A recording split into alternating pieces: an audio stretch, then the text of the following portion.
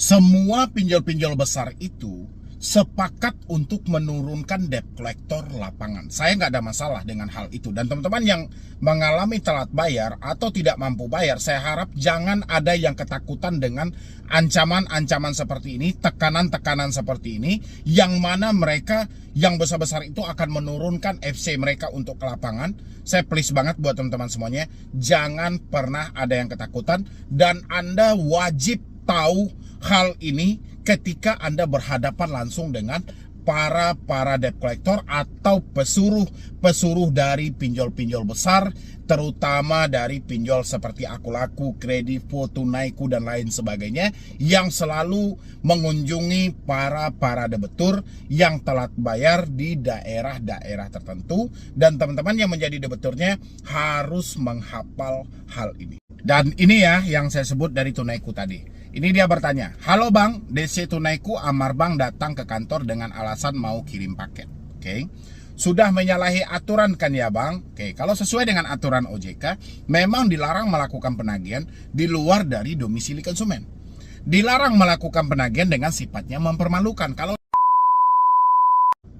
Oke, Assalamualaikum warahmatullahi wabarakatuh. Buat teman-teman semuanya yang sudah hadir di YouTube Solusi Hutang MB, gimana kabarnya per hari ini? Mudah-mudahan teman-teman semuanya selalu dalam keadaan sehat walafiat.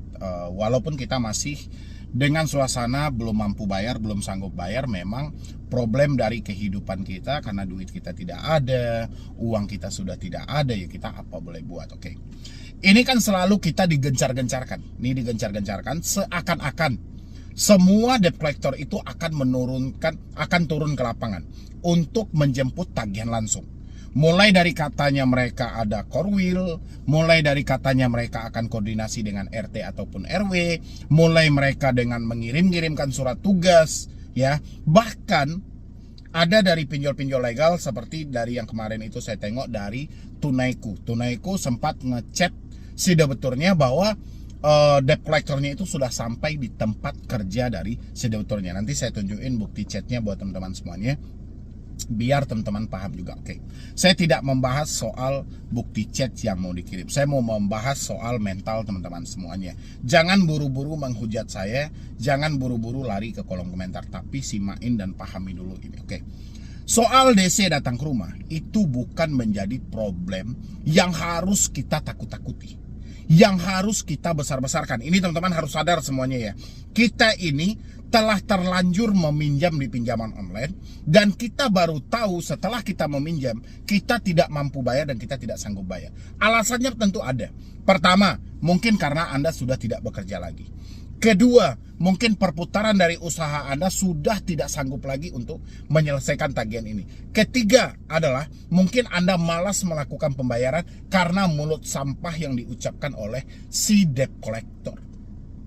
Ya, itu poin-poin kenapa orang-orang tidak lagi menyanggupi atau menyepakati atau mengingkari atau mereka tidak melanjutkan lagi sebuah perjanjian dengan pelaku usaha jasa keuangan atau si kreditur yang kita sebut dengan pinjaman online.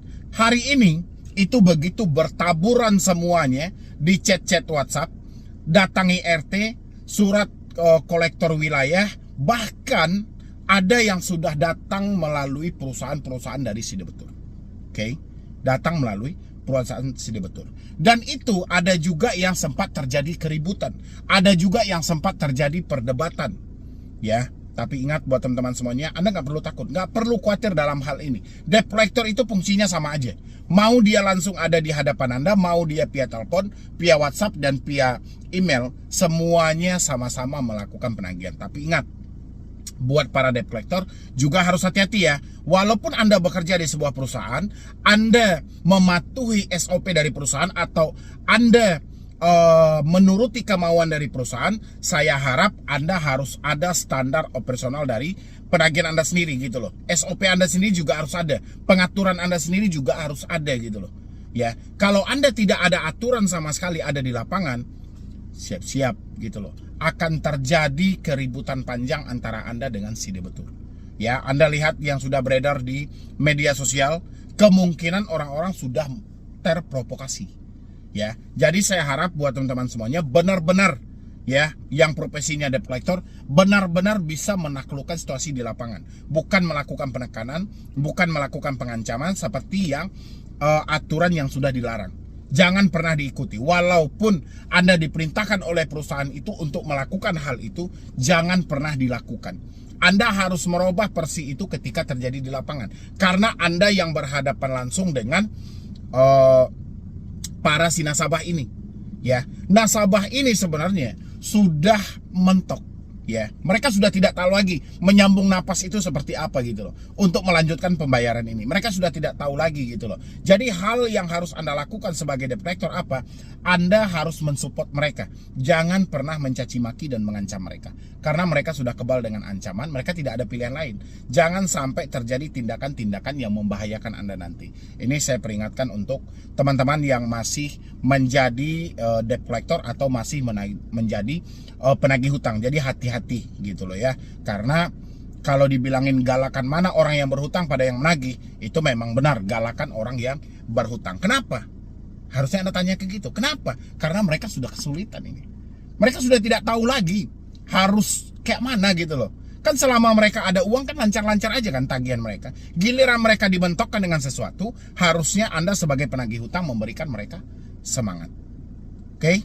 Nah, ini untuk para teman-teman yang mengalami telat bayar. Saya juga berharap jangan sampai bertindak anarkis.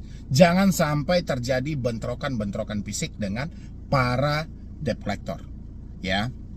Tapi ketika Anda berhadapan dengan debt collector, hal yang harus penting, yang sangat penting, ya, ini masih banyak ceritanya orang-orang yang memviralkan itu, ada yang namanya debt collector bodong lah, debt collector tidak jelas lah, atau sengaja ingin menjemput tagihan tapi mereka tidak jelas lah dari mananya. Makanya pentinglah buat teman-teman semuanya bertanya ID card mereka.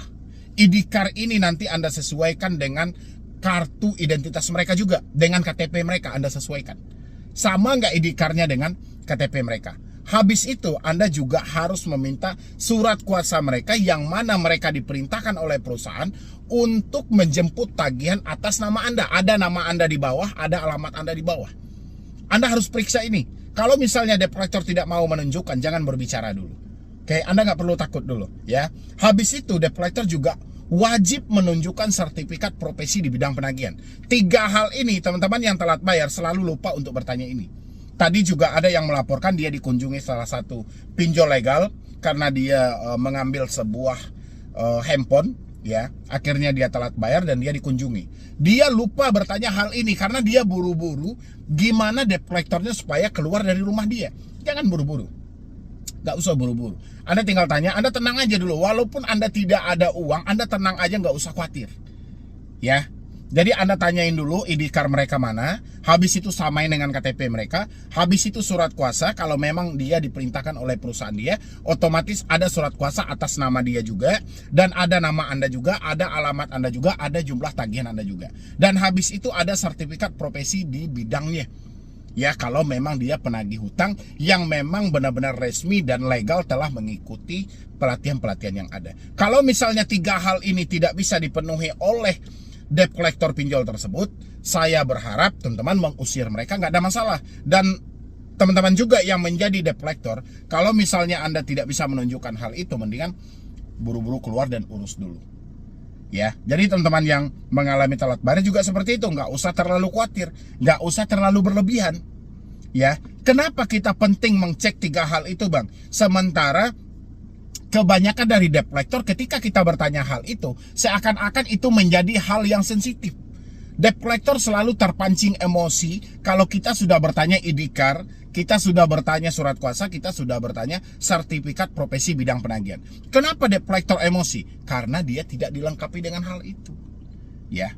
Ini kita pertanyakan, ini adalah syarat wajib.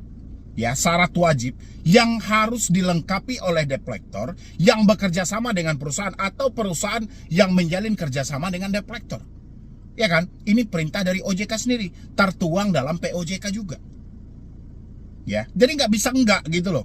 Jadi bukan semata kita mau bayar atau tidak mau bayar, yang penting mereka yang hadir ini benar-benar nggak dari perusahaan itu. Bagaimana kalau mereka tujuannya rampok? Ya kan? Makanya penting kita ngecek dulu. Ada juga yang melaporkan sama saya, kami sudah mempertanyakan bang hal-hal itu.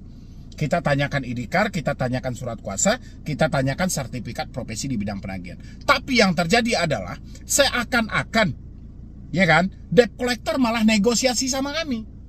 Negosiasinya itu debt collector menyampaikan, kalau kami tunjukkan apakah Anda bayar lunas. Tolong tunjukkan buat teman-teman semuanya hal-hal ini sama si debt collectornya.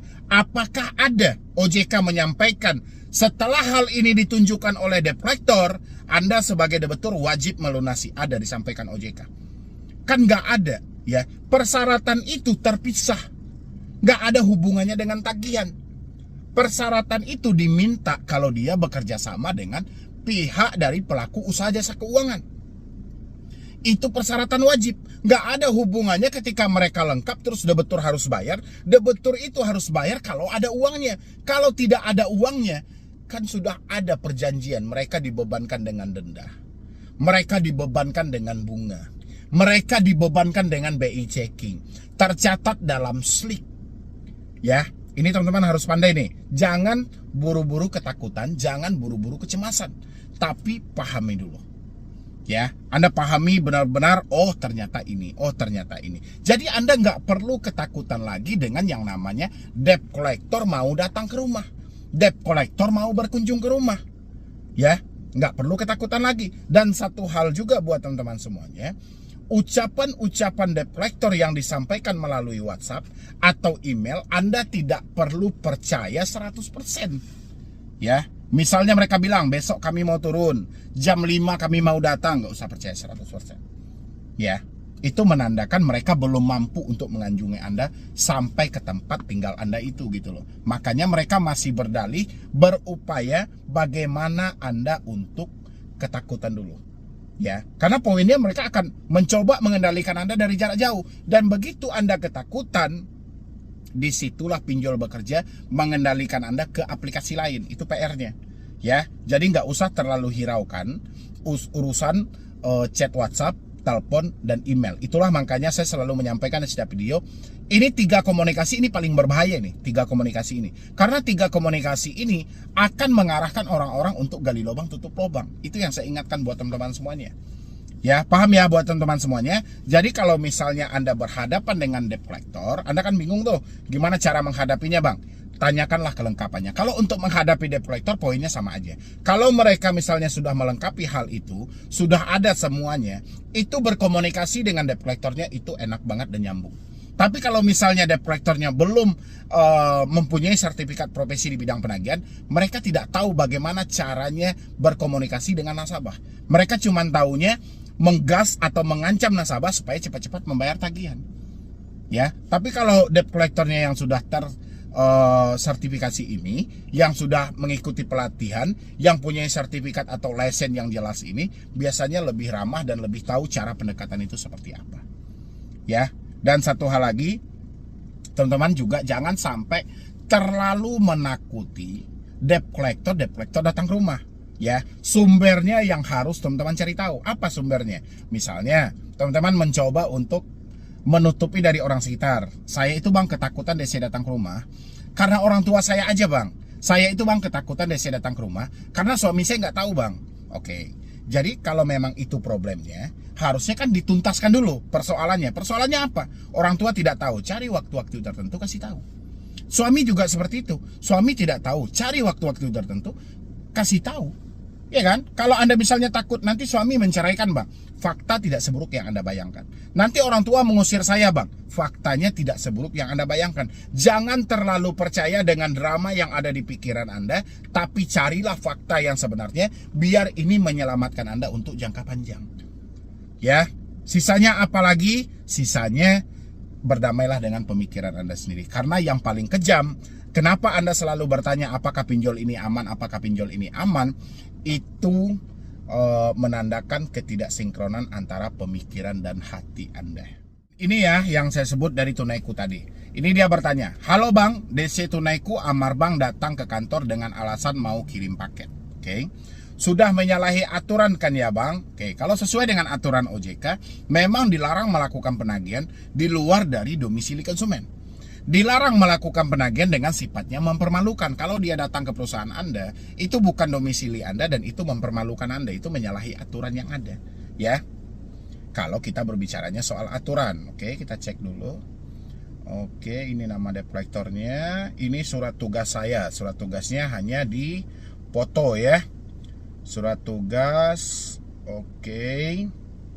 PT Bank Indonesia. Oke, terserah lah ya mau PT Bank Indonesia atau apa. Ini surat tugas saya tunggu pembayarannya, Mbak. Anda menyatakan menagih ke kantor. Ada menyatakan menagih ke kantor. Ada, Mbak, perintah dari atasan saya. Tak kasih nomornya langsung, empean telepon nggak? Nggak bisa. Bisa saya laporkan ke OJK, Pak, kalau menyalahi aturan. Oke. Ya terserah lah ya. Yang penting nggak usah bawa OJK lah. OJK juga nggak akan peduli dengan laporanmu yang seperti ini. Ya, ini siang, Mbak, saya dari Amar Bank, aplikasi Tunaiku. Saya di kantor sampean, gimana ini tagihannya? Oke. Temui aja dia langsung dan jelaskan, tunjukkan peraturan dan larangan dari OJK itu. Jadi kalau misal ada debt collector yang datang ke kantor Anda nggak usah sembunyi juga, temui mereka tapi di luar dari kantor Anda temui. Ya, dan tanyakan, dia tahu nggak sebenarnya aturan-aturan yang telah diterbitkan oleh OJK. Kalau misalnya dia tidak tahu, kasih tahu, ini saya tunjukkan di sini. Ya, jadi nggak perlu khawatir juga, karena memang kalau kita bilangin masih ada nggak sih pinjol yang patuh dengan aturan OJK? Kan sudah saya bilang, aturan OJK itu hanya dianggap sampah, nggak berlaku juga sama sekali gitu loh. Jadi mereka tidak mau menghiraukan atau mendengarkan aturan OJK. Jadi mereka selalu percaya dengan aturan mereka sendiri. Oke, sampai di sini paham ya buat teman-teman semuanya. Jadi jangan ada yang ketakutan lagi soal DC atau FC. Ya, dan Anda harus pahami apa yang harus Anda lakukan, seperti apa cara menghadapinya. Insya Allah kalau Anda praktekkan semuanya nggak ada yang menakutkan kok. Dan pelan-pelan juga buat kedepannya teman-teman, jangan hanya seperti ini aja. Kalau kita seperti ini aja, kapan kita mendapatkan rezeki? Jadi paling tidak teman-teman juga berusaha, bekerja, dan cari juga lah pemasukan. Jangan hanya berdiam diri memikirkan kapan DC, datang ke rumah diteror nggak ya. Nggak ada pemasukan kalau seperti itu. Ya, jadi sekian dulu dari saya, Medi Broni. Wassalam.